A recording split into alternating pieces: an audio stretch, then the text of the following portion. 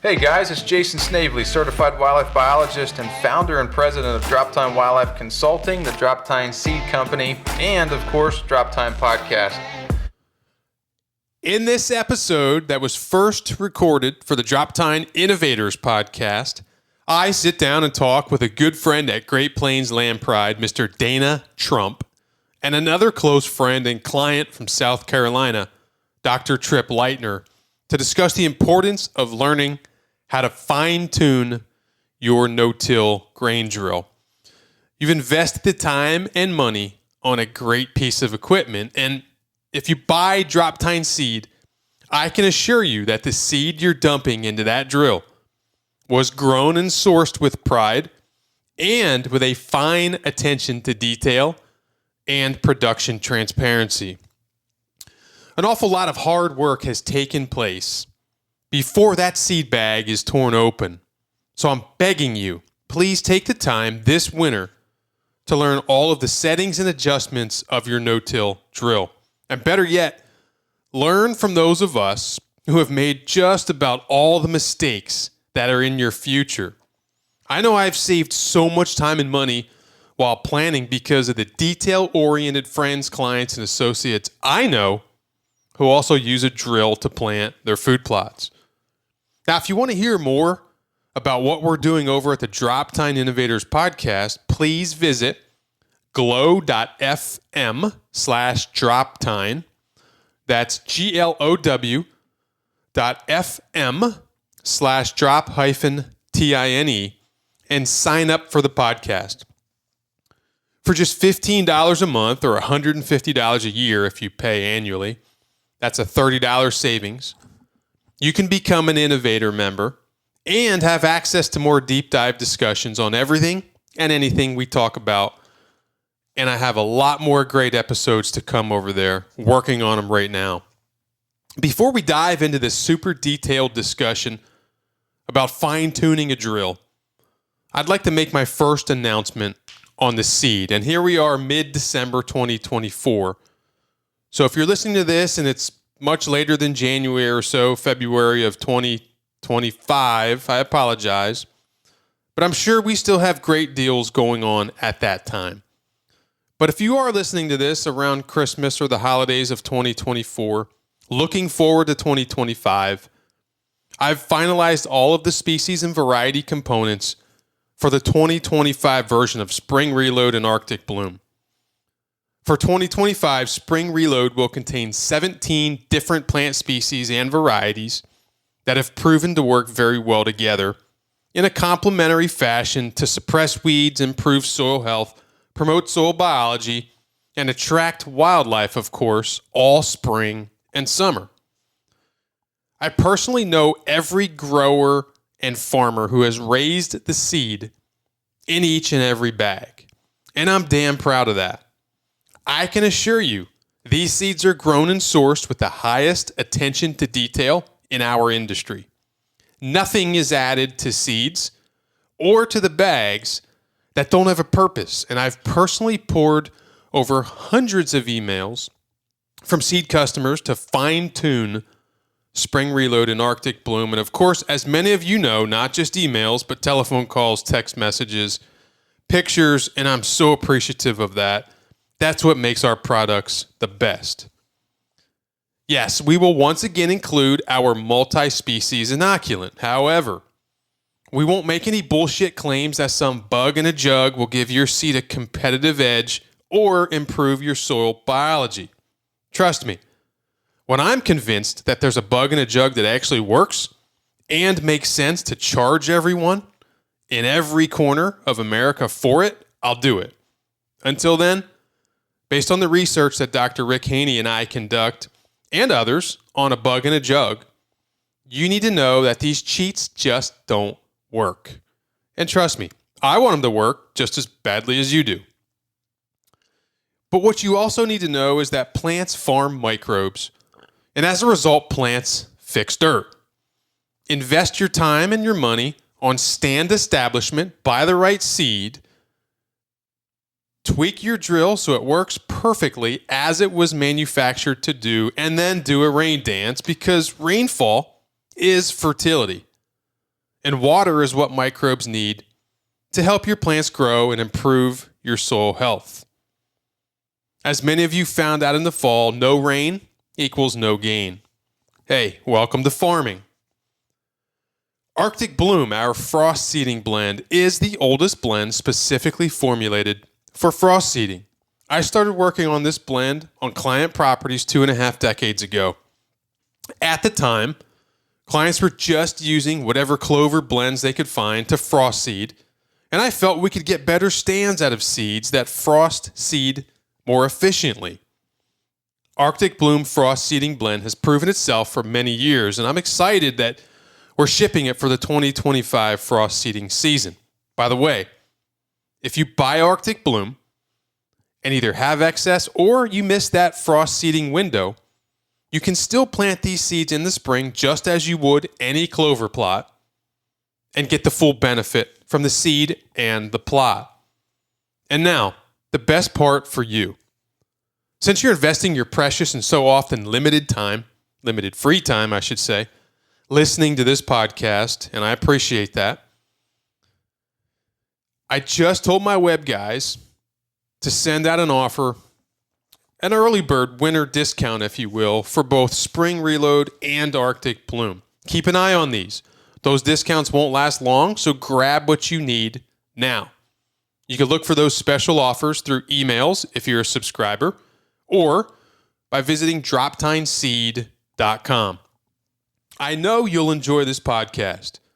And cheers to a successful 2025 growing season.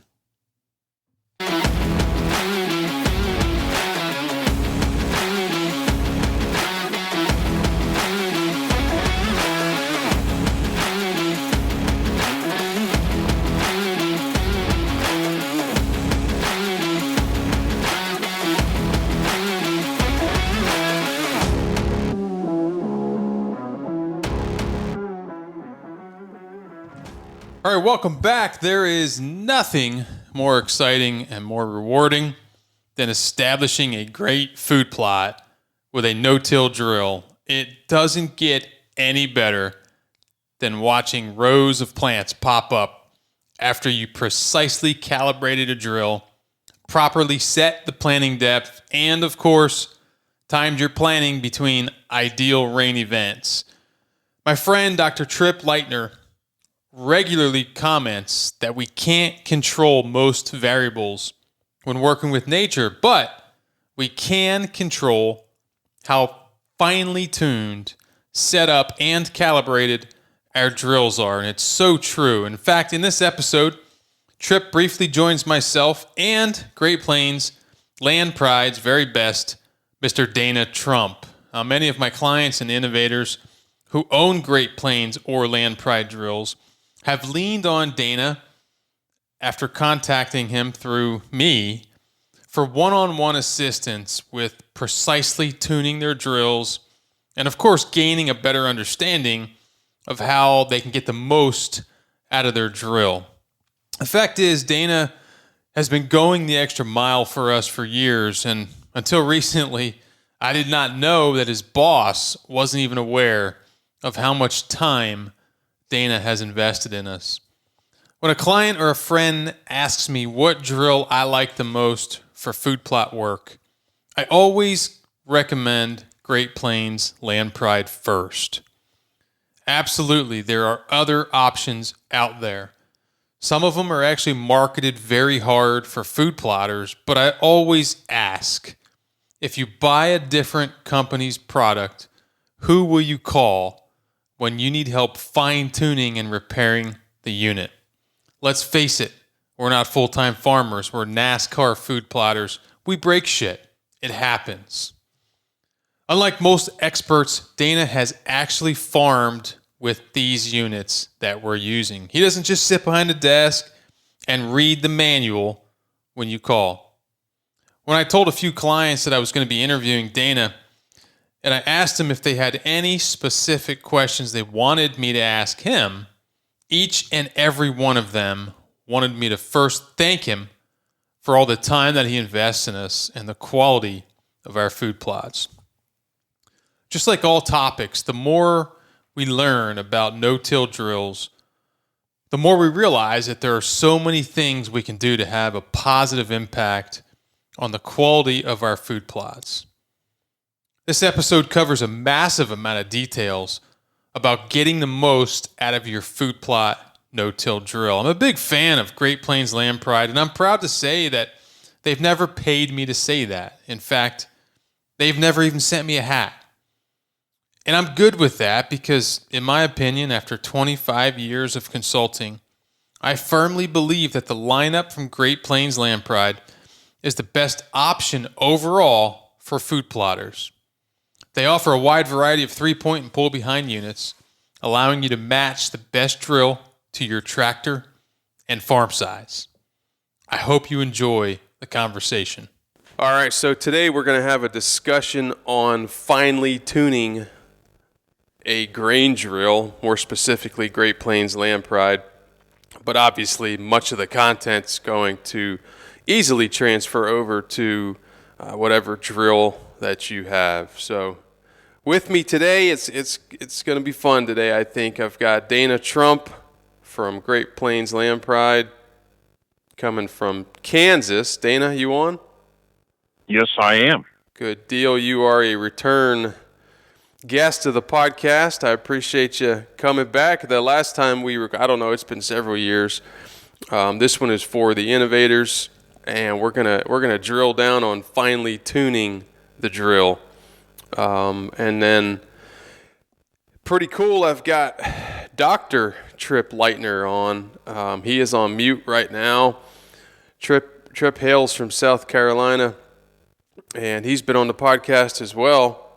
And he's actually driving to the farm right now, probably 15 minutes out or so. And he's got the 2.5-year-old with him, Mr. Jim.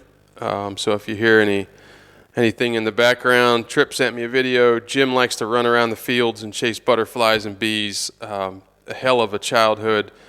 And he doesn't know it yet, but he's got an awesome dad to allow him to do that. So anyway, Trip, I wanted Trip on because he's a precision guy, and I'm not. I'll readily admit. I remember, Dana, when I first got my drill, I don't know, 2017 or something like that. I had used it before with some other folks, and some clients had it, and I remember telling you, hey, I've got a problem, and it didn't matter what day of the week, you would help me. And you were like, you've got to go back to the barn and do X, Y, Z and get this figured out because your stand needs to be perfect. And I was like, man, Dana, I am flying out in the morning. I've got to get out of here. I've got to go see clients or whatever. I don't have time. And you used to get aggravated. You are going to wish you did this. So I've gotten better at that, but like last week, I was only on my PA farm for 3 days, and it followed up quite a bit of rain, according to my son, and I had very limited time to get it done. So I had some issues that I see others facing, especially with moisture in the ground, that I think I made the decision to just give it a day and go. So anyway, I tell you what, Dana, let's start with this. Sometimes when a guy, I forget about the fact that a guy or gal picks up a new drill and it's new to them. And just sometimes I think, like Vince Lombardi, I was told or read somewhere every year, used to hold up a football and tell his team, these are NFL players, this is a football. And the idea or the purpose was to break it all down again into very simple terminology and explain, okay, let's go back to basics before we get too crazy about all this. So can you go back to just the football and explain the general idea, perhaps in 5th or 7th grade, language or, basic terminology on how a no-till drill is supposed to operate? Yeah, basics. No-till drill, the reason they call them no-till is there's a set of coulters in the very front of it that actually put down pressure from the frame, and they penetrate the soil to break open that hard soil. And then behind that is a set of dual disc openers that follow in that track. Well, that track has been broke up, so now it is basically spread apart, if you will, or work depending on the culture that you have on it. And at that point, then the dual disc openers can actually get down into the ground and get your seed depth proper for your target. And then the press wheel follows behind, and it closes the track. Depending on your soil conditions, especially you guys over in that part of the country seem to have a little bit more trouble closing because I think your ground is a little wetter when you guys are planting. I've never been over there to lay in the dirt to see what kind of soil that you actually have, but it's a challenge. And there's a lot of places like that in the country that the soil is a challenge, depending on the time of year and Mother Nature. Yeah, it all plays a role. For sure. So it's a fairly simple concept. There's really not a lot to it. It's not complex at all. I mean, you're It's kind of like your football you're talking about. As long as you understand where the threads are, this is what we're doing here. This is what each piece does, what it's supposed to do. You can adjust this and this. You have troubles with this, you need to adjust this and this type of thing. It just, you got to learn the machine. It can look overwhelming to a new person, if you will. But once you get onto it and start learning it, it's going to be like a second nature to you. Okay, so let's just go ahead and start. Well, you know what? Before I get going, let me say this: you have been an incredible tool for us and resource. So I've got, I told I told more than a couple of clients and friends, et cetera, that we're going to do this and ask them for some questions to make sure I had my bases covered. But I just want to say that there was a lot of people who said, hey, before we get anywhere, I just want to say that Dana is so helpful. I can't thank you enough for putting you in contact with him, putting me in contact with him. Then they've talked about, he helped me close my, solve my trench issue, closing the trench. Other than that, I guess one guy gave me a bunch of questions. He says the drill's fantastic and the customer service from Dana is over the top. So I think I wouldn't be doing it justice if I didn't start off by saying thank you. As you know, my clients are all over the country, and I kind of feel bad sometimes because this is just clients. I give them your cell phone number, and I know for a fact, and I'm not promoting this, and I hope everybody respects it, but I don't. I have called you on Saturday, Sunday, whatever, because that's my only day to get it done, and man, I feel bad for that. Yep, if I'm available, I will take a call or call you back. Yeah, and that's huge. I mean, when guys will ask me why, what drill should I buy and why, and obviously there's a lot of there's a lot of reasons to buy specific drills, and I'm like, listen, the first and foremost, if you can't call somebody if you don't know it, regardless of what you're operating, it's going to be frustrating. So thank you for that. I'm speaking for everybody and me. Well, yep, I realize that, and the reason I do that is I know what it's like to be out there planting. You got rain coming in. I've only got 4 hours to get this crap done. This ain't working right. You don't have time to wait. Well, let's wait till Monday and find the answer. You don't have that kind of time. Right. So I completely understand. I'm there too. All right. Let's start at the front of the drill. And let's talk about these cutting coulters because they seem to get a significant percentage of the airtime when I get calls and texts and whatever. So you've got as people are calling, some people call them wavy or turbo, and then you've got the fluted. And I believe one time I was reading the manual, which you remind me is perhaps a good idea to do from time to time. I feel like they might have referenced 3 different cutting coulters, and I know out there in the ag world you could probably buy any type of coulter you want, but can you just kind of go over the basics of the step 1, which was creating that furrow and cutting the soil and residue? Yeah. We have 2 coulters on our drills for options for Lampride. I believe Great Plains has a 3rd one. The 2 that Lampride has is a 5/16 fluted coulter. If the ground gets really, really hard, that is the best coulter to use because it's got less surface thickness, if you will. It'll cut through that harder soil, like if you get concrete type of soil. really tough. That will open it up and penetrate it. Like the turbos, if it gets real hard, they got the wave to them, you have a lot more surface contact, and it will not penetrate the ground as well without an extreme amount of weight. And there's times, even in the middle of Kansas here, it gets so hard and then things just bounce off the top. So I know a lot of guys are confused about that terminology, and I was initially. So again, the wavy is the turbo. Correct. And we use a 5/8 turbo is what is a lamprey option. I believe Great Plains got a 3/4. I know they got a 3/4 turbo as well. It's a little bit wider. The fluted culture, going back to it, is perfect for pasture renovations and stuff like that, to leave a very little footprint of where you've been. It's a very little 5/16 wide disc is what it is. It works out great for that type of situation. If you get, like in your soils that you guys deal with over there, you get, for lack of a better term, that soil can open up like a butt crack instead of being loose. Well, then, at that point, you want to make sure that your culture ain't going in too deep for your seed depth, because if you have small seeds you're putting in at the same time, or a small grain, if you will, that can actually fall to the bottom of that crack. If you have a turbo and able to get that in there, what it does, it actually works the ground right in front of that row unit. In so theory, that soil right? is in theory, it depending on the soil, of course, everything depends on the soil and moisture. That'll work the soil like that. And that happens, then you actually have just a work bed right there, and the openers can open that back up easily and drop the seed in at that depth, and the press wheel, of course, packs it in nice and tight.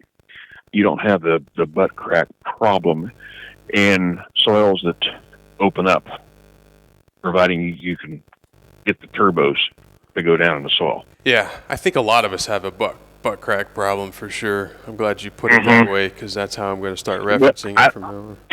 I don't know how else to describe it, because that's what it is. So when I started, I ordered the fluted, and they gave me the turbos. I've had some dealer issues, yeah, and I felt pretty comfortable that I needed the fluted, and they didn't know, so I said, you know what, I'll take them and hang them up in the barn. So I started with the fluted. So when I ran those turbos on my soils on my Pennsylvania farm were plowed. It was recreationally tilled just for something to do. Chemicals, monocultures. It was you literally could bounce a basketball, except when you bounced it, the rocks are, bigger than your foot, and the ball would obviously squirt away from you. So very hard. I got nowhere with the turbos. Took them off and went fluted, and we finally got somewhere. Not to the depth I wanted to initially, because they were so poor, but yeah. So I ran the fluteds for a while, and I know you and I have talked about this, and me and many clients out there, that as time went on, 4, 5, 6 years, I was able to change from the fluted, the 5/16 to the 5/8 turbo as the soils changed. Have you seen that elsewhere? Oh, yeah, sure. You bet. Depending on the conditions, as well, it boils down to, conditions change constantly. Yeah, so you can get changes constantly.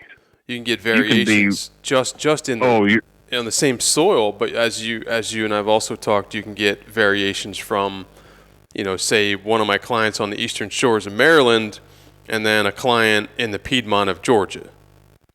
Mm-hmm. Yeah, you can actually drive in my area. You can drive a mile and get in a different field, and the soil's completely different. Yeah. So, and I'm sure it's like that across the whole country, is my bet. It is, and I've got sections on my field where I can just feel it just mellows out. I had a whole section that I did trials for my summer squash blend, which is an incredible soil builder, and I never intended on this, but it was only probably let's call it a 4-acre block that I kept trying different versions of squash in, and I can literally feel and right now it's just I run over it. It's no longer a study site, But I can feel when I go from one part of the field, as soon as I hit that block, the tractor, it just mellows out, and it actually slows down a little bit because the coulters go from skimming the soil to almost, that they plow deeper. It's crazy how much it changes just in that one field. Yes, and around in my area, we actually, where I live here in Kansas, are called Clay County for a reason.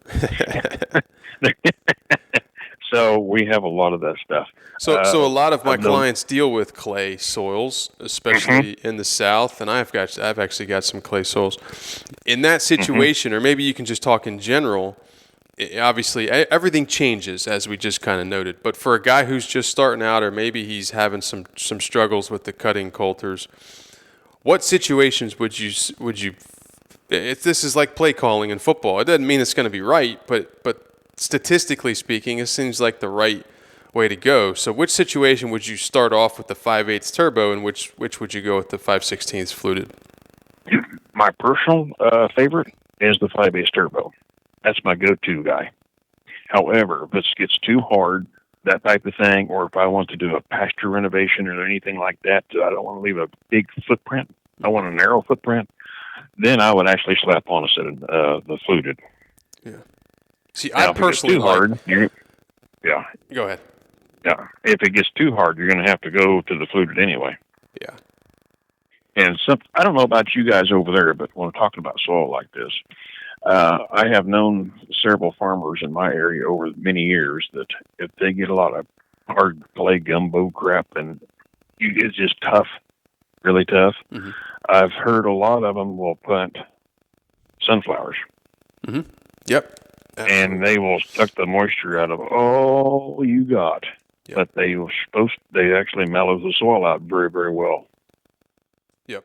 Absolutely. I don't know how that would work for you guys, but around here, I've had a lot of them tell me that, and it works well. I agree with you, and we put them in a mix that with other species that does the same. But so the idea, I think there's a lot of confusion around what the turbo is supposed to do. Why does it have this wavy nature to it? And in theory, what is it supposed to do to the soil? If you were to slow it down and have a GoPro or a camera down in there, what would you see? What that does basically is vertical tillage is what it is, right in front of your dual disc opener.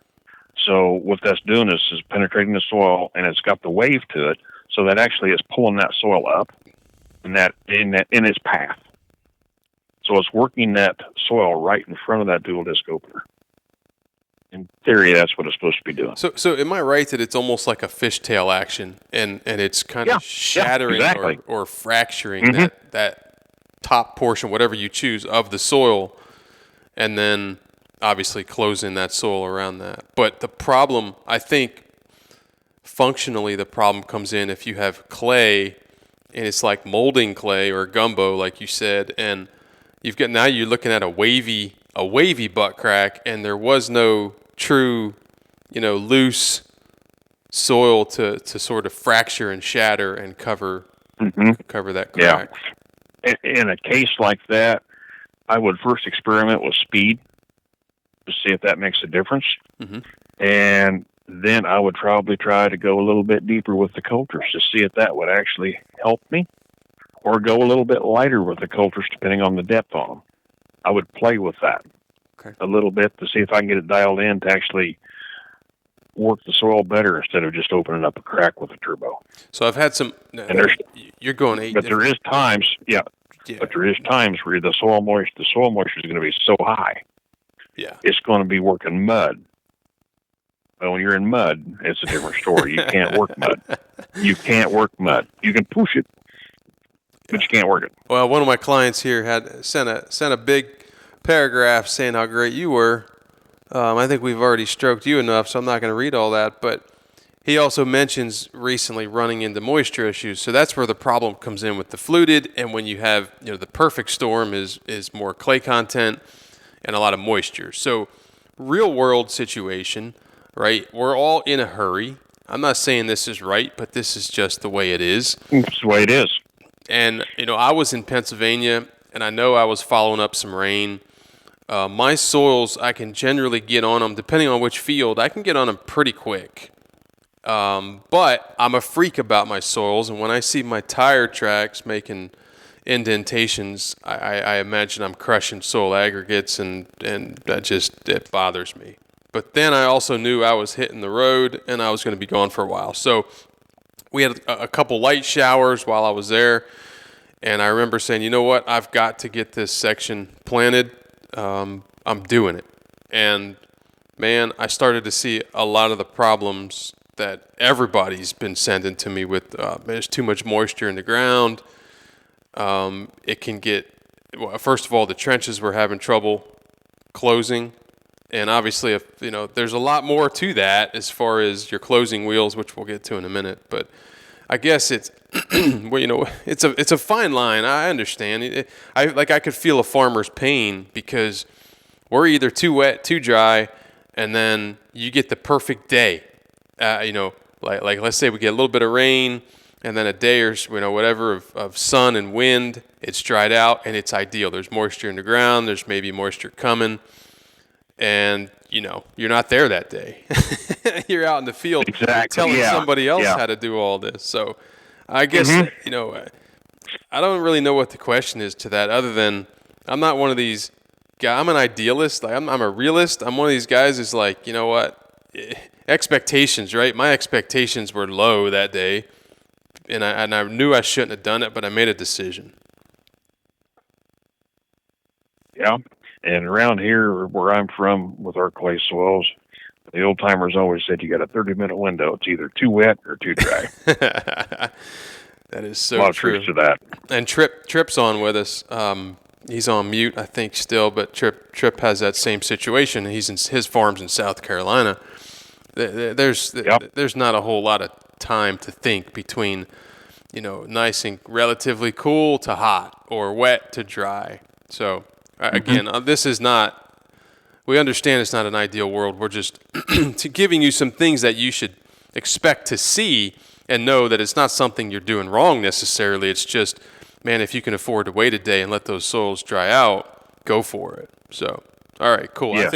I think we hammered the turbo and fluted. Don't you? I think we got it covered pretty decent myself. Okay. Other than, you know what, the other deal, I'm going to check it off. The other deal with the coulters, real quick, do we want those coulters to cut the same depth as the seed, as we desire the seed to be? In other words, if we want our seeds at 3/4 of an inch, do we want to check those coulters to see if they're cutting 3/4 of an inch, or do we want them cutting maybe a little deeper? Well, that's a loaded question. If it's working like it should, you could run the same depth or 1/4 inch deeper and you're fine. However, with the problems you guys seem to have over there quite often, in that sticky soil, it opens up. Yeah. Got a big crack in it. If you have that going on, that seed is going to fall clear to the bottom of that crack. So if that's the case, you don't want your coulter going underground 2 inches if you want to plant 3/4. Mm-hmm. Okay. Good stuff. And that's a good point, too. It all depends on your conditions. Yeah, and you should always jump out and check. Jump out of the tractor or have a buddy down there checking for you.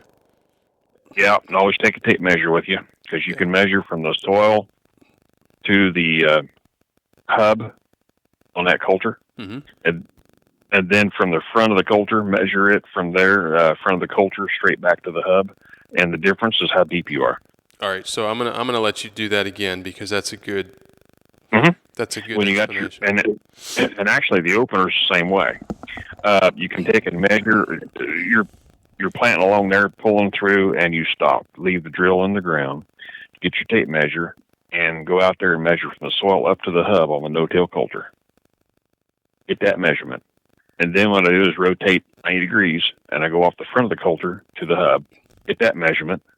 At that point, I subtract the two measurements. That's how deep my coulter is. Got it. You can do that with the dual disc openers as well. Yeah, it's a pretty simple way to calculate. Oh, yeah. Knowing exactly how deep that thing is. That's good stuff. You know exactly how deep it is. I'd like to say I thought about that, but you told me to do that years ago, and I was like, how come I didn't think of that?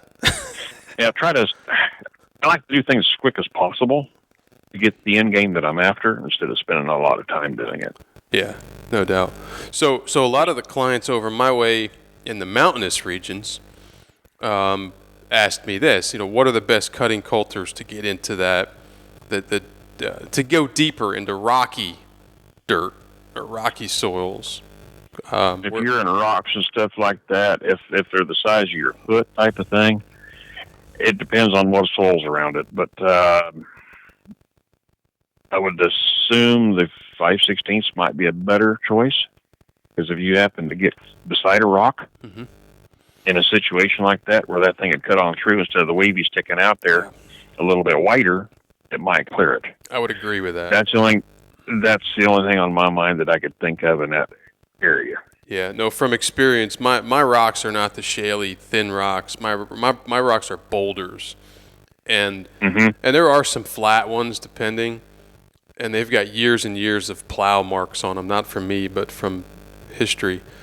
And when I started with the turbos, I was having a lot of trouble where it would run over rocks. When I went to the fluted, I would look back, and it's like I needed to de-rock the field, because the fluteds would sneak in there and sort of pop the rock one way or the other, depending on, obviously, the situation and its size. But I would agree with that 100%.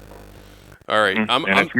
Go ahead. If you're in rocky soil like that, make sure that you guys slow down, because these coulters and this drill is very industrial built. It'll take a lot, but when you start playing with rocks, excuse me, you got to slow down and allow that thing to react. Give it time to react. Man, it's like you have my script. Many guys that called up with a 3-point unit say, "I need a tire and a wheel." You won't believe what I just did. Who would do that? There's been many of them. Who would do that? Do you know of anybody off the top of your head? So I'm going to inject that. I need to know that tire deal, because that's the first time. So I'm not going to lie to you. I was in a hurry, and I was on my last afternoon last week, and I looked back, and I was like, I felt tugging, and I was like, man, I feel like I'm plowing. And I looked back, and my drive wheel was flat, and I was like, man, I've never had that thing go flat. I pulled it over to the shop real quick. I was like, I'll just put some air in it, and it was shooting out a pinhole on the valve stem. So I'm not sure if that's the only problem, but I made an executive decision. And I won't share with you what that is, but so that was a great segue. So ground speed is a huge that's a huge question. Yeah. I always tell clients it just depends on how soon the rain's coming and what else you have to do that day or week. But what is an ideal ground speed, and how does that change based on whether you're in Mississippi or the mountains of Virginia? As far as with rocks, is that what you're referring to? Yeah, or just anything that we should keep in mind. I mean, what is the ideal ground speed? And I see more accidents, if you will, happen with these drills with rocks and too high ground speed. When you can hit something fast enough that a boulder that's going to flatten your tire. Yeah. When the no-till coulters hit that, it's going to make that drill bounce up. Yep. It's not going to roll up like you're going through a waterway or over a terrace. It's going to bounce. It's going to jackhammer. When you see that thing jackhammering, to me, you're going way too fast. And I grew up farming in rocks. There's a lot of places we had to go real slow because of it. If you go slow enough, you don't damage anything. You also get a better seed placement because the drill's not up in the air. Yeah, it can't plant if it's above the ground, right? So these terms slow and fast are relative. One of my clients I know is listening right now, and good friend is his new line of work is racing, and speed is his thing. So let's talk about what slow means. Are we talking a mile and a half, or are we talking 4.5? Well, it depends on the situation, the soil, and what's in the soil. if you got some good soil, shoot, I've planted up 7-8 mile an hour before without a problem, and they'll do it all day long. But if you're at rocky stuff like that, I've been down a low gear and throttled the tractor down if it's in really bad. Yeah. So it just depends on the soil and what's in it. When my kids were younger and I had some time home, this sounds horrible now, but I'm just sharing this. I used to drive real slow, and my wife was like, dang, what took so long to plant that field? I had that thing down to like 1 mile an hour, mile and a half, and it would take me longer. I'd get more diesel therapy, and I wouldn't have to do as many chores at home. But now I'm generally up around, I'm not in a hurry, always, but I'm generally around that 2.5 to 3. Yeah. There's a lot of them to run about. This past week, 3.8 was pretty common. Yeah. Mm-hmm. Yeah. Keep it. Pay attention to your surroundings, and you're coming up on a, where it's rocky spot. Throttle her down. And after you get through that, throttle her back up. So now that we're talking about break-in parts, one of my clients asked this, and I thought it was a good question. What parts seem to need fixed or replaced or repaired the most? And I think, or serviced. I think the reason that they're asking is exactly what I started to do, which is, for instance, one of them in Mississippi ran over. They literally had a weekend to plant. They got started and they ran over a shed antler, blew out a tire on the John Deere, and got everything fixed up. And I don't know if it was the same day, next day, I can't remember, but they went back out to plant, and they ran over another one, blew out another tire. So they said they called John Deere, and they've got several tires on order on the rim sitting in the barn ready to go. So as I said, we could have one day, for whatever reason, weather, work-related, travel, and keeping parts, as most farmers do, keeping a bunch of spare parts in the barn. Do any come to mind that you have, those of us who are into NASCAR food plotting, regularly call about? Well, as far as repair parts, on the 3-point guys has got the drive tires up there. It may not hurt to keep an extra one on hand, wheel and all. So if you happen to have an accident, that's what it's going to boil down to, is have an accident to get that flattened, if you will. Mm-hmm. May not hurt to have a couple extra coulters on hand in case you happen to, again, have another accident. The openers themselves, the dual disc openers, it may not hurt to have a couple so on hand. Bearings and all, in case you have a bearing go out, instead of trying to order parts, have it right there in the shop. You can go back and grab one or two to set them up and go. And it wouldn't hurt for maybe a press wheel, because you get the whole press wheel, it's got the new bearing in and stuff like that. You can swap it out and save your other press wheel, order another bearing later when you're not planting. Throw it in there. It's ready to go for next time around. Yeah. Would you say that those items are generally the first ones to break as well? And very rare you get anything like that to break, but you'll find more bearing failures over due time. Mm-hmm. And bearing failures, let's speak about that for a moment. I was talking about rocks earlier. Plowing through rocks at a high mile per hour, that's really hard on bearings. Are you talking to me right now, or I feel this is like a personal thing.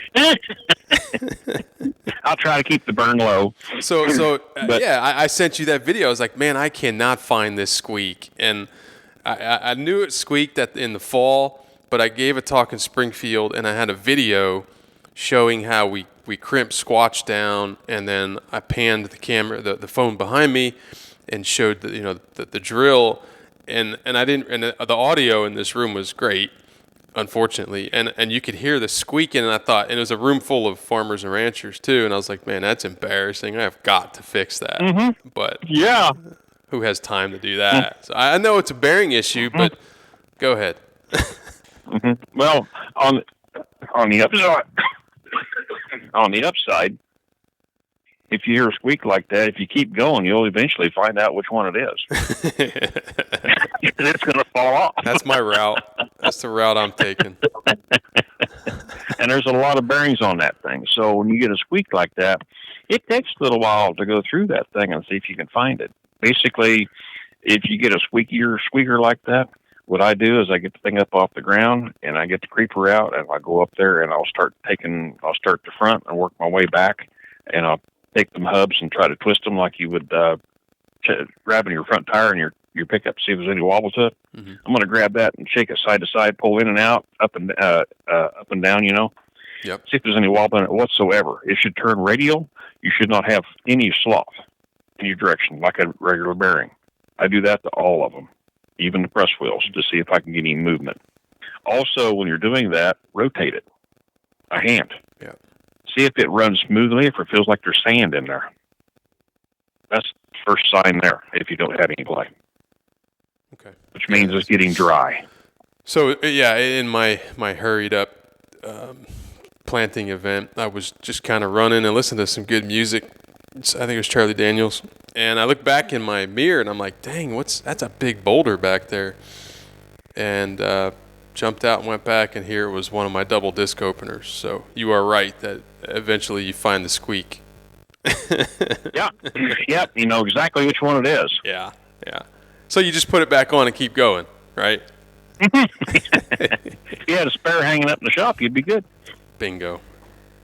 Mm-hmm. All right. So are there any areas that you know of where spare parts would go unnoticed? Maybe the bearings are it. Something that I guess by unnoticed, I'm not sure how to explain that other than, hidden, and something that we can preventatively or proactively check every year before we go out there, or every whatever. Yeah, as far as your yearly maintenance, if you will, before your planting season, it's not a bad idea to get that thing up off the ground and go through, like I said, and roll everything and see if there's any play in anything like that, and just go through the machine like that by hand, just to verify that everything's good and tight. Okay. And something else that I like to do when you put them up for the year, doesn't matter what the equipment is, grease it right where she sets. If that cavity is full of grease, there's no way moisture can get in there because it's full of grease. That's a good point. That's good on preventative maintenance. Some of us do, and I actually did that this year. That's yeah, good. We all like to do that. Most of us don't have time, unfortunately, it seems, with our lives. Well, we do. We just don't make it, right? So now we're on the dual disc openers. There, obviously, you talked about the bearings. And this, well, I'll let you say it. Had a client say, "Hey, we got to town on it, and we had a lot of soil plugging up those dual disc openers." Okay, plugging up the dual disc openers. My first question: in your operator's manual, it shows you pictures on in your what? How the operator's manual. You know what that is? So I'm serious when I say that my dealer did not even give me one. I had to call you, and you sent me one. So, well, anybody that don't have one can jump on our website and actually download a copy to your phone, your computer. You can print one off. There you go. It's simple as that. You're supposed to, when you buy a new drill, you're supposed to get a operator's manual and also a seed rate manual. There's two different books. Yep. You need both of them. Okay, so back to the dual disc openers. Yeah, dual disc openers. There is a page in there on the section of adjustments. If you open that up and go to that, it's going to show the adjustments for the scraper in there, how to adjust that scraper. But before you do that, you want to check and make sure them dual disc openers are making contact in the right spot. There's instructions on that as well. You have to adjust. There's shims on them dual disc openers, or washers, if you will, inside and outside. And what you do is you take and pull these things in so they hit at the right spot. And I believe you take a business card and roll through there, and you want to be able to stick it in there, and it will hold it in a certain area right there about where the top of the soil is. That is very important, because if that crack gets widened up, what you need to do is take them things off and take the washers from the inside and put on the outside and pull them back in. So that way they're just touching just enough because one is leading ahead of the other one just by a little bit. Yeah. That's why they work so well. Yeah, But that's a good. There's a lot going on in those dual disc openers. They look very simple, and I'm glad you're dissecting it because, for instance, when half of mine fell off in the field, I was like, oh crap! I think I probably lost some of those flat washers or those. They're basically spacers, right? Yeah, basically that's all they are is a glorified spacer. Yeah. But it's to fine tune the two discs so they are running together as they're supposed to be. And when that happens, then you get the optimum seeding performance. So you can steal some from one side and put them to the other? Well, sure. They're all on there. If you need more and you're out there and you don't have them, take some off the outside. Then they're just there for spares. Yeah. As long as your bolt doesn't bottom out. You got to make sure that bolt holds tight against that bearing. Yeah, and I know what you're talking about. In that manual, there are pictures and there's an explanation on how to make sure that there's enough space or that the space is correct between. You take your business card with you. You will need it. Do we still have those? That's how you set it. Yeah, I do. You surely got some. I know you do. All right, so I think that the scraper blade is also. I had a lot of questions about that. And yep. Let me actually read this one. All right, so we had an issue last weekend with dirt getting impacted between the disc openers, the dual disc openers, to the point that we had to remove one disc on each side and clean them out. Then there's a scraper blade between the discs that you can adjust. Do others really adjust the scraper blade depending on the moisture conditions of the field, or were we just planting when it was too wet? And he readily admits, I think it was too wet, but regardless, that the adjustment that you're talking about, that scraper blade, can you talk to that point a little bit? Yes. The only time you really need this is when it's too wet. If it's sticking to that disc, if it's sticking to anything, normally it's too wet to work. Well, there's times where we have to keep going because we need to get it in the ground. Well, that scraper needs to make sure you get that thing adjusted, because if it's not adjusted properly, it's like a scraper on a disc. It's going to allow that thing to ball up. Once it starts balling up too much, it's going to get plugged. So there is an adjustment on there. You can slide it up and down, and so it just barely clears in disc openers. Mm-hmm. One scraper does a pair. It's a very simple adjustment.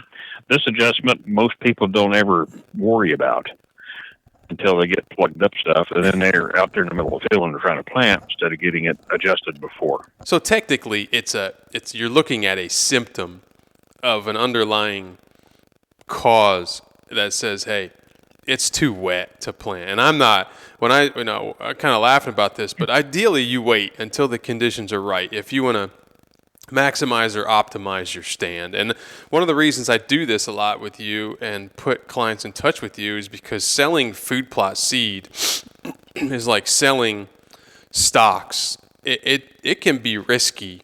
I want to make sure that when they buy this stuff, which takes a lot of time to put together, and it's not cheap and it's not getting cheaper, I want to make sure that they get a good stand. So I don't want it to sound like I'm encouraging planting when it's wet. That's a horrible situation. So that's an indicator, is what you're saying, that you should probably think twice about planting today. Yes, if you have the option. I know a lot of times it's been too wet and I've planted, and a lot of other people do too, because you need to get it in the ground. If that's the case, try driving slower. Yeah. That's hard. So we're moving. All right. Did we do a good job on the dual disc openers, do you think? Did we miss anything on those? I think we pretty well got it. Somebody else got some questions they can ask you, and we can address it later. Before we get to the closing wheels, perhaps one of the most important parts, that third step, I want to talk about the coulters and the dual disc openers. How do we know when to replace them? How do we know when we I mean, Good I've question. seen some guys lay the old one. Tripp is on, and hopefully he'll jump on here soon with us. But like, I think it was Tripp who put the old one on top of the new one, and you can It blew his mind, didn't it? Yeah, they shrink pretty quick. Yeah. On the no-till culture, a new one is just a tick over 17 inches in diameter. We allow 2 inches of wear, so when that thing hits 15 inches, it's time to replace it. Okay. On the openers, when they're brand new, they're 13 and a half. We allow a 1 inch wear to 12 and a half. That's the time to replace those. Okay. It's easy enough, right? Yeah. Yep. And obviously, the front one's 2 inch wear. Yep. The openers are 1 inch wear because they're smaller. That's an easy way that I remember it that way. And would you say there's, like, out in your part of the country, how often? Say it again, Jason. How often in your part of the country do you see people needing to replace? Oh, thousands of acres. Yeah. Unless you're in rocky soil, that type of thing, then it's a little bit quicker. Now, have you? So when I there was a period where I was only consulting. I was every time I would get a client who did not want to plant his own stuff. I had a fella who was getting into planting and traveling to do plots for people. Super good guy, hard worker, retired kitchen remodeler. He was one of those guys who did everything right, and that's why I recommended him. And he got pretty busy pretty quick, but he used to say to me, Jason, you've got to spend some time in the shop in the winter putting a new edge on these coulters. He used to put an edge and sharpen his coulters.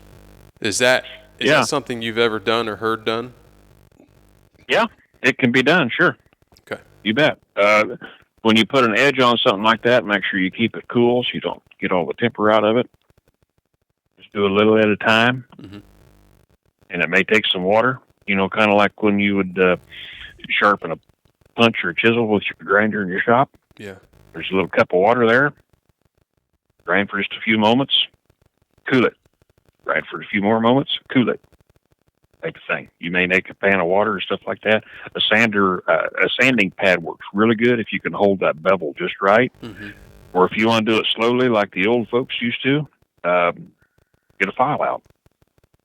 That's not going to get it hot. But you can hold that same plane. Yeah, you could sharpen them. Okay. You can bring some more life back to them, just like we sharpen your pocket knife. Yeah. So anything sharper is going to actually penetrate better. That's good stuff. So I thought with that squeak, the first thing you and I did was I measured those openers. I thought for sure my dual disc openers would need replaced because they have a fair amount of, not a lot of acreage, but they're getting abused with the rocks in my soil. Mm-hmm. And they measured out rocks. fine. They were good. So it's clearly a bearing issue for me. But with rocks, when you hit them, especially at fast speeds, it's going to try to blunt that sharp edge is what it's going to do. Mm-hmm. So there's another reason why you want to drive slow through the rocks. Yeah, and we're planting into residue, a lot of plant residue. A lot of us are not, using any type of tillage. We're not spraying. We're farming like nature, and we're putting a lot of plant residue and thatch on the ground. So maintaining those sharp, not just the cutting coulters, but the sharp dual disc openers is crucial in doing what we're doing. Mm-hmm. So okay. It is. Good deal. Because the sharp edges, like you say, you got to be able to cut through that vegetation. It takes a sharp edge to do that. Otherwise, you're just going to inch it in the soil. And the decision that I have to make, as we talked about when I was back in PA, is I said, man, I'm probably going to have to just replace my whole dual disc opener. And you said, well, slap a tape on it. And I was like, dang, they're fine. I mean, as far as measurement. And I was trying to decide, do I buy the whole assembly, a whole new dual disc opener with bearings, or do I invest in just the bearings? That can be kind of a tough decision to make, right? Well, it can be, but depending on your situation and how you run, That's going to be a loaded question as well. Yeah. If you're out there and you're pressing Mother Nature most of the time, you got to get it planted. If you can afford it, get a couple with the bearings in it, and you can swap them out, and then you can buy bearings when you're not drilling and replace those so you have an extra set. It's still good. You can throw back in there when you need them again. Yeah. Okay. So it takes, if you don't have the stuff in your shop, it's going to take a few days to get parts. Yeah, at least. So keep that in mind when you're making your decision. So I guess I will say one more thing about the coulters before we move on. I was going to patch it in later, but I'll forget. In the farming world, I know there's a lot of talk on planters, etc., on removing the coulters, and obviously this is just something I want people to think about. Tripp and I were talking about it the other day, and I've been talking to other clients about it. Sometimes you can remove your coulters and avoid some. I know it sounds crazy, but you can avoid some issues that we are having, such as hairpinning, etc. And there's a whole slew of information surrounding hairpinning. It's not necessarily just the coulter's fault, and obviously keeping the cutting coulters sharp helps us break through that residue that we have. But I just wanted to ask you, I don't know if you have heard of any customers removing the front coulters, the cutting coulters, and only running with the dual disc openers and the press wheels or closing mechanism. That I really haven't heard anybody really doing that too much at all. Okay. Will there be some instances and some soils that would work? It could, as long as that soil is loose enough to be minimum tilled. Because then when you remove the no-till coulter, then you actually have a minimum till drill. So the soil's got to be loose enough for the. You're saying it's requiring a light disking or a light tillage before doing it. Yeah, exactly. And normally, if the soil's that loose, normally that you don't have to worry about the no-till coulters because they're going to go in the ground real easily. They am extremely easy. Yeah. Yeah. But well, if I know you get there's hairpinning, it needs to be sharpened or replaced. I would agree. I think Tripp might have some comments or questions about hairpin. Hairpinning is a common issue. For those who don't know what that is, those of us who have a lot of residue, picture cereal rye, for instance. If you're planting at a 90-degree angle, that's why we try to encourage people to crimp and plant as you lay it down with the plant. But not all of us do that. If you lay it down across the row and then you go back and you hit it at a 90-degree angle, instead of that coulter cutting that stem, it pushes it down into the soil, which becomes a problem a fraction of a second later when that dual disc opener tries to place the seed down in an ideal furrow where it can get good seed to soil contact, and instead it's hitting plant residue, and that seed obviously is bouncing and not contacting soil and what have you. So just something to think about. I know, Dana, you've always been good about saying, well, why don't you, if you're wondering about that, why don't you pull two off? Or like currently on my drill, I'm running two fluteds on the drill, and the rest are turbos because I've noticed my soils have gotten so much better in the last few years that I think maybe the fluted are the way to go. But now I have a decision to make because I agree with that. But how often am I going to have the time to wait until my soils have the ideal soil moisture content? Because I'm finding the same issue with the fluted when there's plenty of moisture in the ground. So didn't want to go off on that. I know there's a lot of talk in the farming community, especially with planters, where they're removing the cutting coulters. And a few years ago, I bought a John Deere, I think it's a 7000 series, just a little 4-row corn planter.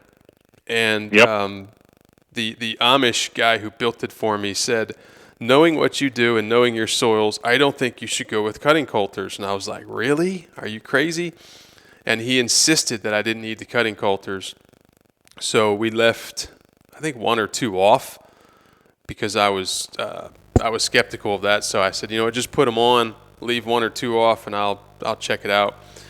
And my soils, and that was years ago now, my soils were in rough condition, very hard, compacted, very little aggregates, and no pore space, and I could not get the corn or beans sometimes deep at all. A lot of times they were on the surface. I couldn't get them in that soil. Now I do think as the soil changes, that changes. So didn't mean to go off on that tangent, but that's just something to think about for innovators. All right, so let's check that one off. Tripp may have something to say about that as well. All right, so one of the questions I heard early on, and I had this issue when I first ran my drill, is why isn't my drive wheel touching the ground? Not enough weight. That's perfect. That's always the reason. That's a good segment. That's always the reason. Onto the weight thing. So my 606 NT or your 707 NT or whatever model you have, obviously the 3-point models, the weight is the weight. That's kind of what it is. The pull behind seem to have a little bit more weight. I don't know. Sometimes they certainly do. But I've got they do. I've got a John Deere 1560, which is obviously more expensive. So let's talk about adding weight to a Great Plains Land Pride as opposed to like my hydraulic down pressure on my John Deere 1560 that I had refurbed. Man, I can punch that soil or those seeds as deep as I want into concrete if I want. It seems like, but with obviously with a Great Plains Land Pride, where you're relying on just the weight of the unit, you can't apply that hydraulic down pressure. So can you talk about weight and getting that thing down lower? And then also in that, if you can remember, there's a hole that drive wheel should be in, and it comes factory set, and I know I've changed mine probably 5 or 6 times. Can you talk about that, which setting that should be in? I know the book says it should be here. I don't know how that you can say that. Just because the book says that doesn't mean that's what you need to do. You want to set that for your target. And what the wheel does is trial and error, stick it in the ground, get the thing level. It's got to be level. Front to back, it's got to be level. Then the row units are going to work like they're supposed to. Get the thing in the ground, pull forward a ways, and if the drive wheel, if your drive wheel's hitting the ground good, check your depth of the coulter. And that's how you adjust that drive wheel, is what coulter depth that you want to achieve. The further you go down in the soil, the more weight it requires to do that. These drills are pretty heavy. Like you were saying earlier, the 3-point ones seem to have a little bit more problems getting them into a harder ground than the pull behinds. There's a big reason for that. The pull behinds weigh a whole lot more. It's a completely different frame. They got a frame big enough and heavy enough on them to bounce through the field and all that on their own wheels. The 3-point model is up on the tractor. Tractor's the one carrying it. Yep. So weight is your best friend in a situation like this if you have harder soils. So obviously, they have weight brackets on them. And when I ordered mine, I knew, because of this old timer I planted with, I knew I needed weights. So I told them to put weight brackets on it, which they forgot. They did not. So I got those after the fact, put the weight brackets on it, and I can't remember, was it 200 pounds on each side, probably in suitcase weights, and it still was not getting me deep enough. 100 pounds per foot of drill. I'm sorry, go ahead, say that again. 100 pounds per foot of drill. If you got a 6-foot drill, you're going to put 300 pounds on each side. Okay. So, and I did that, and I remember you saying that, and I still couldn't get deep enough. So I had a friend weld me some custom brackets, and I added more weight on the front, closer to the cutting coulters. And I'm not saying that this is acceptable by Great Plains Land Pride standards. I know you and I talked about it.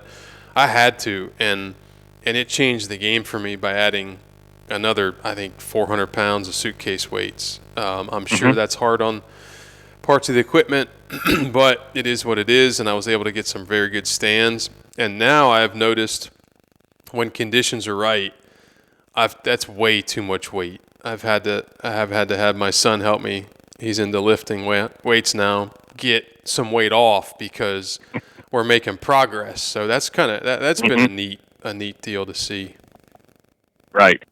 Yeah, that's correct. That can actually work. If you do add more weight than we recommend, I would suggest uh, driving slower, especially when it gets rough, whether you're transporting it or in the field, either way. You're putting more weight on that frame than what engineering wanted. So therefore, keep that in mind. If that's the case, just drive a little slower, especially in rough terrain. Yep. If it's smooth as, I'll get out, then you can just hammer down if you like. So which hole? I know I've sent you a picture and said, okay, this is the hole I'm currently in. Thoughts? Which hole? When I'm talking hole on that the drive wheel, which hole do you generally recommend, or is that? And how do they decide? I will set one of those things up. I will actually leave that thing alone until I get it in the ground, get everything leveled, and then I'll worry about that drive wheel. Okay. Because at that point, I want to make sure the coulters are going in the ground the depth that I'm after. Mm-hmm.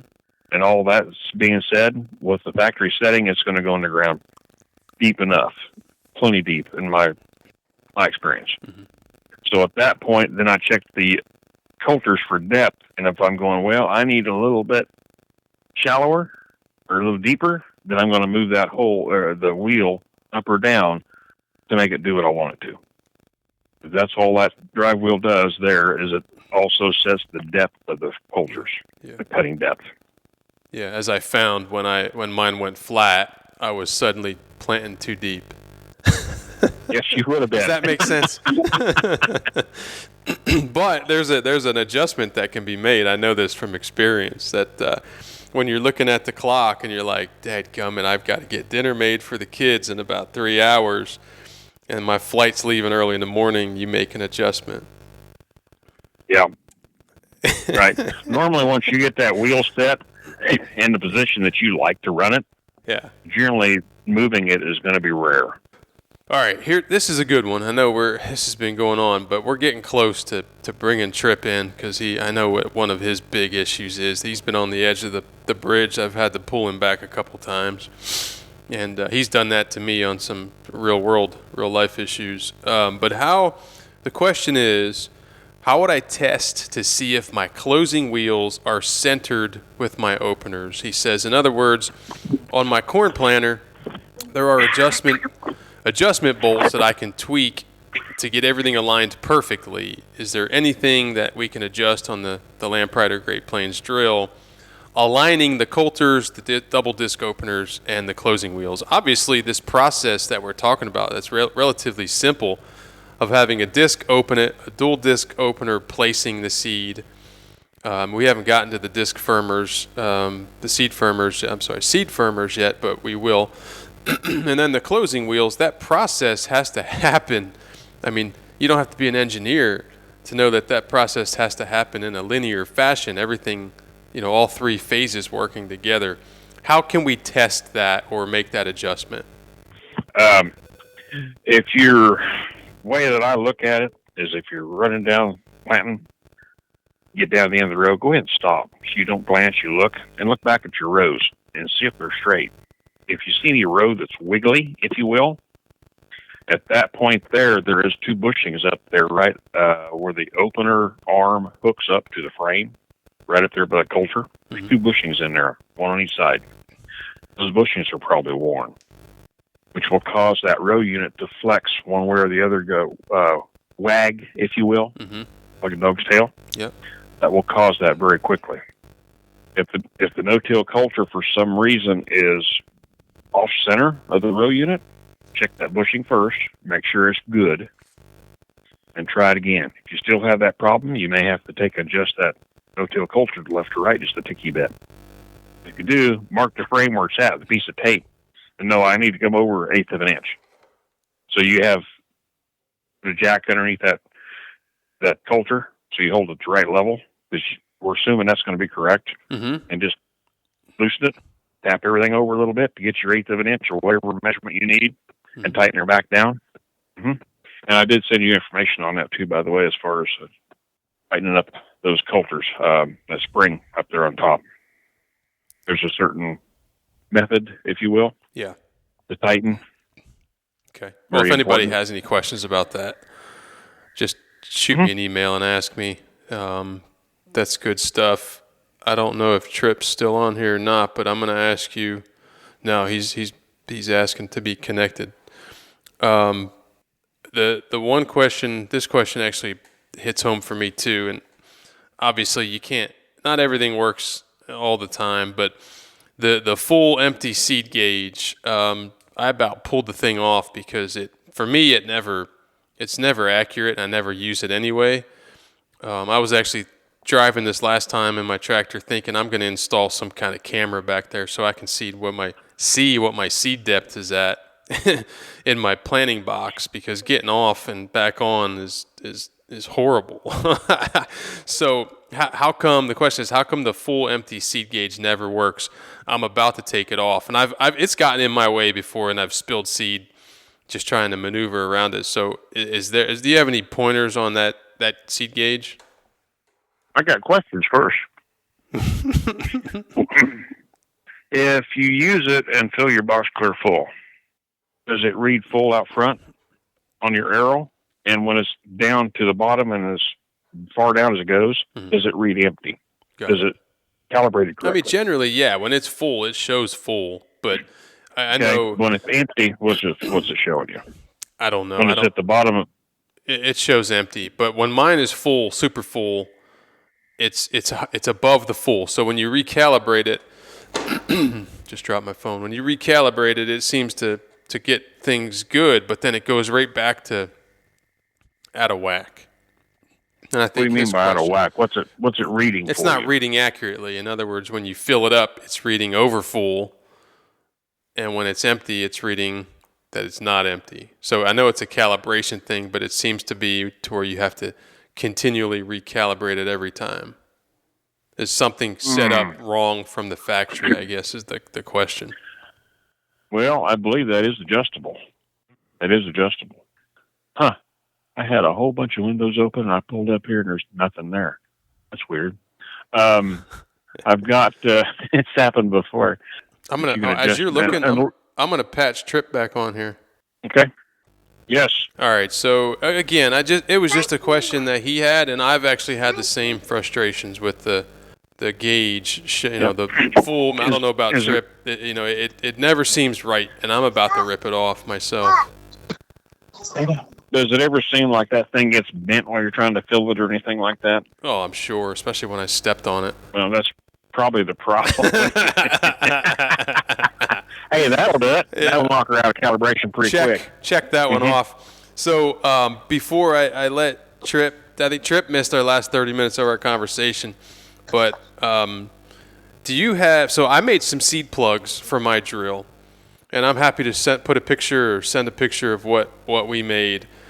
We took some Trex decking and cut like a little wedge, and then sent a screw down into it, only, I don't know, ½ inch. And it allows us basically to block every other row. So if we want to plant soybeans, or if we want to, do whatever, and I don't really do this as much anymore now that everything I plant is pretty much a mix. But do you know of, or do you guys make any type of seed plug that can plug every other row? Yeah, we sure do. All right, so we actually got them for the main box and also the small seed box. We've also got petitions for small seed boxes. Got what? If you want to put petitions for the small seed box. What about the main? If you want to, the main, no, we don't have petitions for those. We got plugs for both boxes and petitions for the small seeds. I like that idea. The partition idea is a great idea, and I've had some guys ask me if I've ever built one for the main box because I can see where that would be a good idea. I've actually been asked that many times in the past. I just tell guys to just make you a piece of cardboard and get it cut out just right, especially if you don't have an agitator. That really frees up a lot of room. And then go get some plywood, and as long as you keep your grain the same height in there, you can duct tape it in there and it'll hold it just fine. Okay. Lenny Lodig, if you're listening, make us some of those, because that... And that to me, that if we could do that in the main box, now it opens up some options. My brain kind of spins on that. Depending on how many rows you want to go. that type of thing, I'd generally tell him to use like 1/4 inch plywood and get a piece of cardboard made exactly the way you want it, and then do it and just duct tape it both sides. Yeah, good stuff. Well, Trip and Jim, you guys on? Yeah, we're here. Hey, man, we just solved all the problems, so we don't need you anymore. Oh, good. Well, somebody can help me revive a frog. That would be helpful. Yeah, I probably wouldn't worry about it. CPR any value to you? Oh, God. We called him about 30 minutes ago, and now he's not hopping, and Jim can't figure out why he's not hopping. Yeah. Well, That'll keep them busy. That's right. Exactly. Give him a scalpel. Tell him to dig into it. Figure it out. Yeah. yeah, you know it's for supper tonight, right? He might do it with his hands in a minute. Man, Trip sent me a video a few days ago of Jim, this is his 2.5-year-old son, running around a field, and it was so cool. There were a lot of cool things about this video. First of all, I was busy, and I was having a bad morning, and I'm watching, I'm like, dang, how long is this video? And then I'm like, all right, I'm watching the video, and it was funny because he was just kind of out in the middle of a field, and you didn't know what he was chasing, just aimlessly going back and forth, acting like he was trying to catch something. And at first I sent back the Trip, I was like, he looks like Joe Biden trying to figure out how to get off the stage. But the more I watched it, I was like, this is so cool that Trip is letting this go on for minutes. I mean, just minutes. And the fact that the kid doesn't have a phone in front of him or a device, and he's out there in the dang field just chasing whatever, butterflies and grasshoppers, I thought was so cool. And then I was like, man, it's a shame every kid doesn't have a dad like that who is busy in life and takes him out in the field and just lets him chase butterflies and kill frogs. I mean, we need more of those.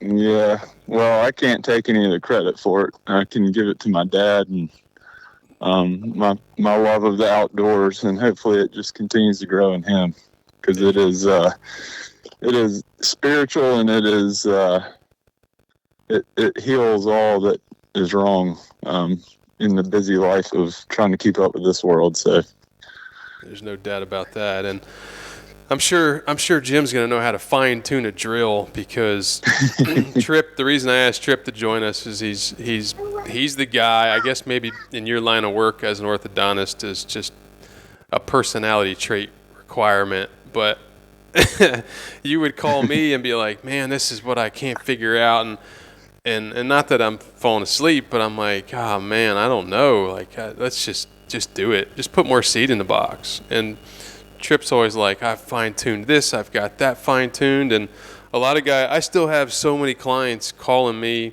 or texting me, hey, I'm in the field, I've filled up the box with the seed, can you send me the calibrations for A, B, C, D, and E blends? And I'm like, oh my gosh, like I'm about to board a plane, or I'm with a client in the field, I can't send you 7 different calibrations. And Trip's got them all. And good guys like Joe Schweitzer, he's another friend of mine, and he'll calibrate stuff and send it to me. So we benefit from that. Is that all of us? This is one reason new clients say, "Hey, what drill do you recommend?" They see the marketing, and I'm like, listen, so many of us have the Great Plains Land Pride. We're all in the trenches together, literally, and we've got calibrations for all of them. So you choose, but these are some other reasons why I would go with Great Plains Land Pride. So, Trip, can you talk to? I didn't get to. We basically started at the front of the drill with the cutting coulters. We went to the double disc openers. We didn't talk a lot about press wheels, and I intentionally left that for you because I know closing that seed trench has been a struggle for you in your soils in South Carolina. And I don't know if you heard Dana or not, but he sort of referred to that furrow or that unclosed seed trench as a butt crack, and I was like, man, that is perfect. Can you talk to that, your issues? yeah, did y'all already talk about the seed firmer? We did not. We skipped that, so perfect time. Yeah, so I think, Dana, one thing I'm seeing, go back to your kind of some of your opening comments when you're talking about the basics of the drill. you hit the nail on the head. We're all dealing, depending on regions, with different soil types. And I think that makes it very challenging because the challenges I have may not be the challenges that Jason has or that you have in Kansas. I think we share some of the same challenges, but trying to find solutions, it changes. Hold on, buddy. Here's the frog. Sorry. It changes from, region to region. So one thing I've noticed, I did put the Keaton seed firmers on a couple of years back. And one thing I was wondering, I just feel like I have a narrow trench. And then once the seed firmer goes through, that trench has like tripled in size. And it seems to be pushing laterally, which is the opposite way of what I'm trying to do once the press wheel hits it. I know it beds the seed really well. But I've even thought about going back to the original little flaps that came on the drill to just try them because I feel like that is complicating me getting the trenches closed. I wish I was having that much fun right now. Dana, before you respond to that, for those who don't know, the Keaton seed firmer.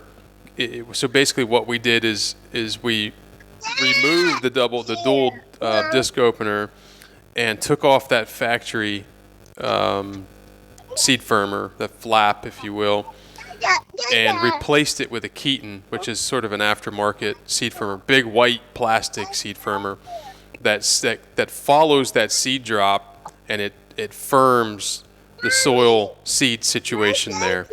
And I think Tripp and I were talking about this the other day, and what Tripp is saying is perhaps that it's because it's so thick, maybe it's opening that furrow up a little bit too much.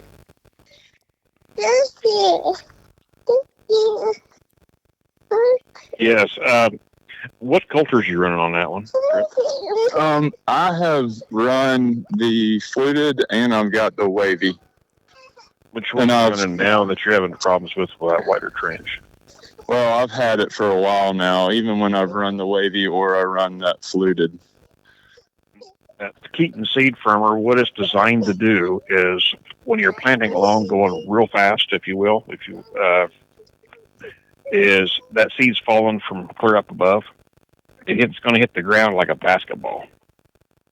It's going to want to bounce, depending on your speed, the soil conditions, and all that, of course, plays into effect. What that firmer is supposed to do is grab a hold of that seed and pull it back down and shove it into the dirt instead of leaving it up higher, right on the side. So that seed firmer is going to be a little bit wider than that track. Make sure it grabs that seed on the side of the bank and shoves it down in a hole. That is what it's supposed to be doing. Right. I just felt like with the amount of down pressure, it just seems to go in and widen the trench. And I've got clay soils. I mean, they're heavy clay soils. And so, I mean, one of the challenges we have is I've got too much moisture in the ground, but honestly, in a 24-hour period, it can go from too much moisture to not enough. And it's like, I just missed the window because I was at work. Yeah, there's only 30 minutes there. We were just saying that we'd never have that problem. I mean, I don't know why you're working so much. Yeah, my patients need me. When your seed comes up, is it a straight line or is it wiggle off a straight line? Yeah, so in other words, it's grabbing that seed and it's putting that seed in the bottom of the trench, then, isn't it? It is. It's just making your trench wider. Yeah, and it's not the trench ain't closing, and so my thought, because I mean I've got decent stands, but I think I'm losing some germination, especially if we get like a heavy rain, and then it dries real quick, which it tends to do. Summer's probably my most challenging time to plant, and so it's just that variability, and I would love to see the trench close a little bit better. And honestly, when I think back on the original little seed flaps that came on the drill, I'm not so sure that my trench didn't close better then. And I had some pretty good stands back then. And like Jason mentioned, I mean, I tinker all the time, and Dana, you know that, because I wouldn't be where I am without your help. I mean, you have been a godsend. But you know, I'm all up for running little experiments, and I just thought, well, it's not hard to change them out. Why don't we do it, make a run, and see what it does? And if it's no better, then go back to the Keaton. Have you tried a V press wheel yet? So I have got the 2 or 3 inch wide single wheel, and then I have the double 1 inch that is in a V shape, but I haven't tried. The only one I haven't tried is that one you and I talked about. I think it was a Great Plains version that Lampride didn't have, but then y'all got it, and it's like longer on the outside diameter, or it's got a greater outside diameter and a smaller inside diameter, so it kind of like pinches, and it's a double wheel. They're basically, when you're got a butt crack there looking at you in the soil, these are a V shape, so it's supposed to shove the sides back in to close that gap. Close your crack is what they're designed to do. Can you sell them to me for $50 each? I wish I could. I can't even get them for that. And that's the thing. Now that we're talking about the closing wheel, or press wheels, a lot of people call it. I mean, Dana, can you sort of, obviously we know it's supposed to close the trench, and that's going to be, you know, how difficult that trench is to close is going to be a function of the soil type and how much, you know, clay and sand and rock is in that soil. And then obviously having moisture, or too much moisture in the soil, as we've talked, is a problem. So, you know, that press wheel is supposed to apply pressure sort of to that sidewall, and as Tripp said, pinch it back shut.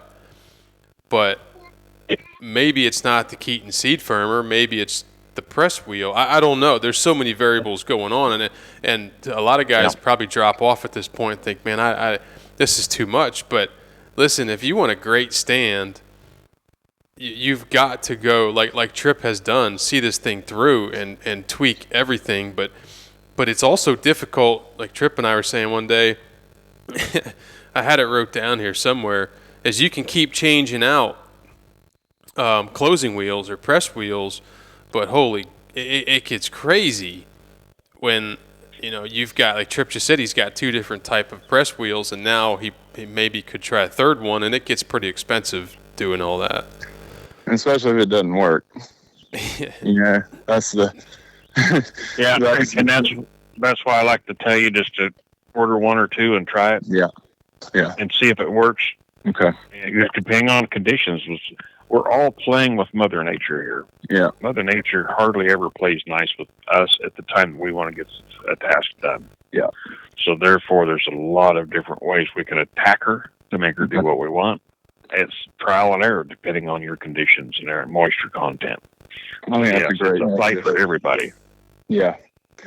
Yeah, and I mean, I've seen pictures of, you know, some regions where the soil is so different from mine, and that single press wheel closes the trench just fine. It's just, there's just so much variability. That dirt is loose enough that press wheel's doing its job properly. Once that soil isn't loose, then you're going to start to have troubles. Yeah. That's great.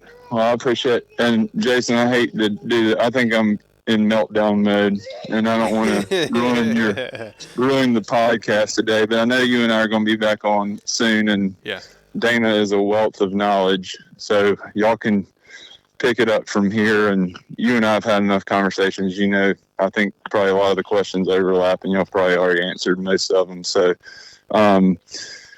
you know, the one thing which, Dana, you do, you know, that I took that hydraulic stop, off of my 706 NT. So I think when you look at discussions of the drills that y'all have, you got the pull behind, and you've got the 3-point hitch version. And I think there's nuances to each of those. And my whole purpose in taking that cylinder stop off was just trying to live by the KISS principle, which has served me well at times in my life. And And so my idea behind that was I'm going to eliminate if something doesn't go right with that cylinder stop and I don't know it, it causes a problem. But if I use the old school C-ring type hydraulic stops, and I know exactly where my coulters have stopped, and then it's just a matter of adjusting my openers.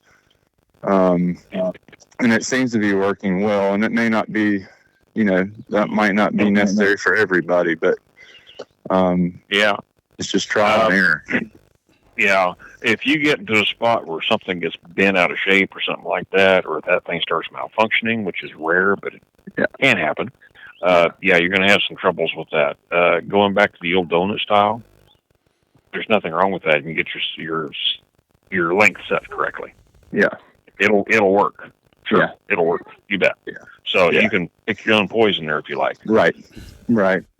Yeah, and I think that's my message for everybody is, like y'all have already said plenty of times, but you need to learn your drill and know your drill, and if it's not working right, then you've got to make adjustments and run little tests. And because one thing I've found is it's not the seed that's the problem. We don't have control of the weather, but we can control the seed depth and what we're doing with it. And if you're not planting correctly, you need to figure out, and I'm still trying to figure it out, but I'm further down the road today. I'm further down the road today than I was 2 years ago before I ever met Dana. So we're getting, you've gained a lot of experience since you started this. I know.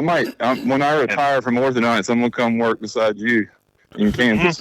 Yeah, we'll see if we can make that happen. You can do the weekend shift for him. That's right. Oh yeah, I'll take call.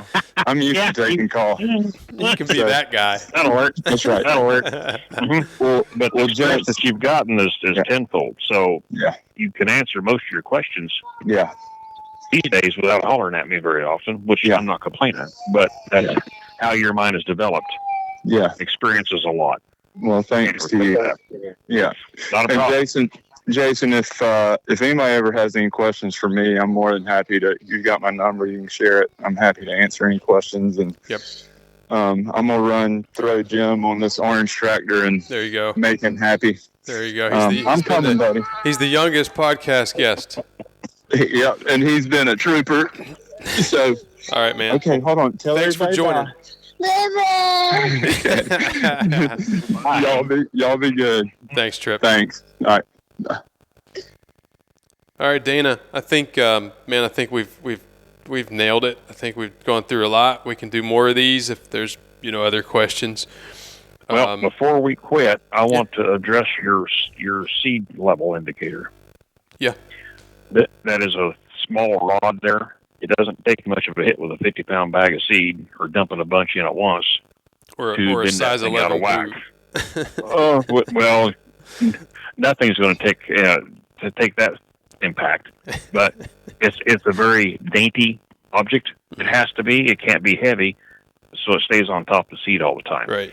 If you get it out of whack, you should be able to get the thing adjusted back so it's closer. Mm-hmm. I don't care if it's out of adjustment. I don't care if it's full. It's not reading full. Yeah. I want to make darn sure when it's empty, it's reading empty. Yeah. Okay. So I stop before I run out. It's good stuff. I had two really quick. I sound like Trip now. 2 really quick questions that I think are going to be simple to answer, and I have to go back to my sheet here. So the one client says he got the native seed box and the bottom is flat. Honestly, I don't use that one much. And he said since it's flat, the seed doesn't flow when it's low, and he has to shop vac it all out. No. Native seed boxes, when you put native seed like brome, in my area, we use a lot of brome, a lot of CRP. Yeah. You cannot run them things down empty because you don't have enough weight up above it and seed for agitation, because that the agitator stirs that seed constantly. It stirs it so it doesn't pack in like gunpowder, but it does. And the process of that, if you lose that weight and agitation on top, if you get down to the bottom of the drill, it's not going to plant. You don't have enough up there to push it down. I've learned that the hard way. Makes sense. I got enough to run this bag out. Yeah.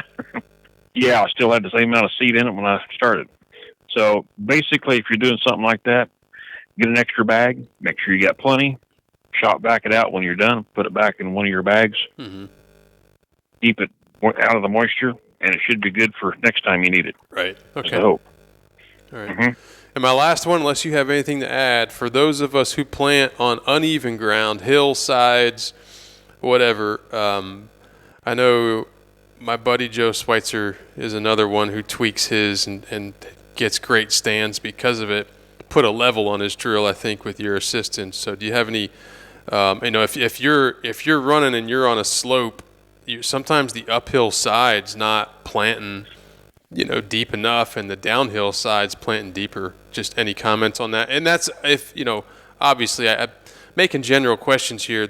You've got the 3-point hitch models and you've got the pull behind. So, specifically, Right. a lot of time, and it may be both, but the 3-point models obviously seem to be more problematic on side hills.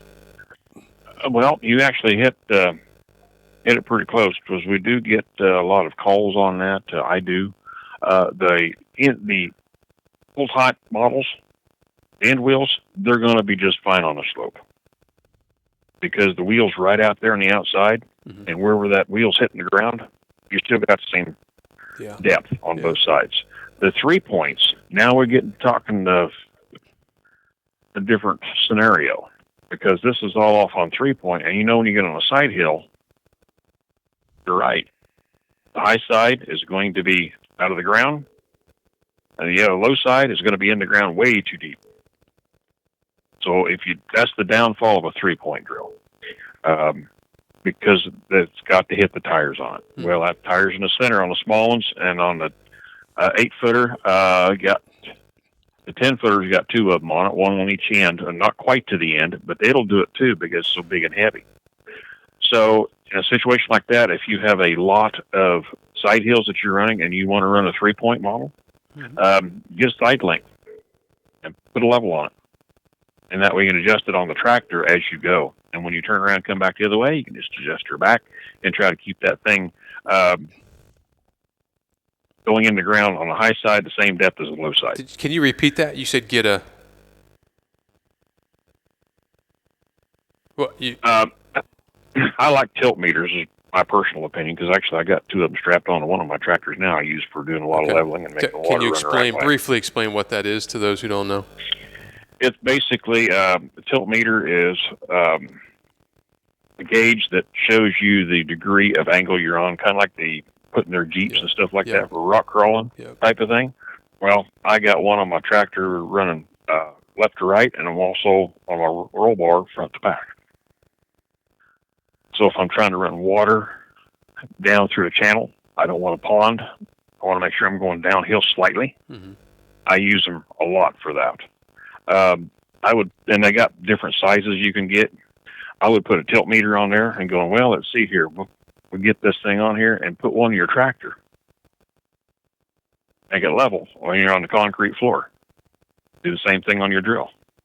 When you get out there in a hill, your tilt meter over here, let's say, I'm at 10 degrees. Let's pull out there and stop. I'm at 10 degrees on the tractor. Look back at the drill. It's showing I'm at 15 degrees. Mm-hmm. Let's lower the right link just a little bit to mimic my tractor. Now I'm even. Now I get the other end of the field. If you're on the same size slope, you kind of follow my drift here where I'm going. Yeah. You're going to have a hydraulic side link to make that thing, to adjust it from the cab easily on the go. Yeah, so you don't have to get out every time and manually adjust it. No. So you could if you want enough time, but I'd prefer to go the hydraulic route and just hopefully have another bank of remotes on the back of the tractor you can use for that. Yeah, and I know guys who've gotten them, and they love it. And if you don't have a lock on it, a pressure lock on it, mm-hmm. Those hydraulics are always drifting down. So if you got that style of cylinder, you'll have to remember to keep watching it so it don't get too saggy. Got it. But there are cylinders you can get and add a check valve to them that takes pressure to make them move. Mm-hmm. So them stay. However, when you put it in float, it don't work because it has to have the pressure to make them go to either direction. Good deal. Well, buddy, I think we just covered the manual on a podcast. I'm sure there are some items, but we hit over 30 items on this.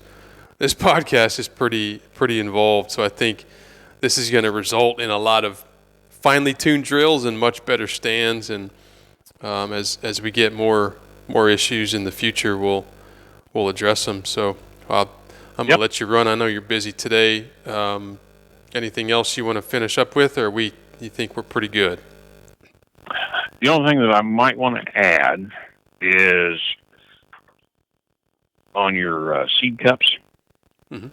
I was actually putting a small seed box together the other night at home, and it had been sitting around a while, and I couldn't move the handle on it. I didn't have it attached yet. That thing was stiff. You do not want to use any petroleum products on those because it'll destroy them as soon as you spray them. This is on the seed cup, on the main... On the seed cup itself. Okay. Where they slide, when you go from your seed rate from 0 to 100 type thing. Yeah. If you get tight in there, if there is no grit and grime going through the gears, the sprocket over there, if that's clean, you need to lubricate that seed cup. That's what you need to do. I did find, I've been using my stuff. I've been woodworker cabinet building for many years. I got some stuff that is a non-petroleum product that I use for the top of my table saws and joiners and all that stuff. It's a little thin waxed. Basically, it's silicone is what it is. Silicone based. And you spray that on and it gets slicker than snot real quick. And it doesn't, wood doesn't absorb it. It works perfect for my woodworking shop. I've been spraying that stuff on it, and it don't take much, and it gets real nice and limber. You can slide that thing back and forth. The plastic is not binding. You got just a little bit of lubrication in there. It don't take much. A little goes a long way. But something like that, and on that can, it says contains no petroleum products on it. But there's other stuff out there that you can use that's going to get you the same result. But keep them, and never run them things, never put them to 0. Never. Because if you ever played with a box that was off on a bench and took that handle and shoved it to 0 and tried to turn that gear, it's going to be very hard. Really? You open it up to 5% and you can wheel it real easily. So therefore, you're adding undue pressure to that. So never, ever run any seed cup at 0. I never Always thought keep of that. them up. That makes sense. You can actually damage them very quickly in their own cases. Good stuff. Very quick. And that's good to know. And if you damage them, I've actually done some myself. It takes 3 foot. Don't ask me how I know. All right. How's that for a good tidbit of information? That's a good piece right there. Well, man, I can already think of more stuff. But we'll let her go at that. And I appreciate well over an hour and a half of your time, and Trip as well, and Jim. So, man, I appreciate you, and we will talk soon. Again, thanks for everything you do for all of us, and you guys make a hell of a drill. Thank you. Yep, I appreciate that, and it's not a problem. This is what I do. So I can honestly say I've never heard a better podcast on the no-till drill than the one you just listened to. In a little over an hour, we covered the drill from the front to the back and top to bottom. It's a colossal topic, so there's always more to cover.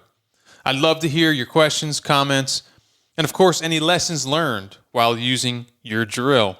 You can send an email to me at jason@droptimepodcast.com. All right, we're in full swing with all of our food plot seeds. So if you haven't picked up the seeds that you need, head on over to droptineseed.com, and coming soon, I'm going to have a deeper discussion with Dr. Trip Leitner about lessons he's learned, or lessons him and I have learned together while drilling in the South Carolina Piedmont soils. And honestly, regardless of where you are in the country, you will not want to miss that episode. So thank you for listening, and cheers to a great growing season.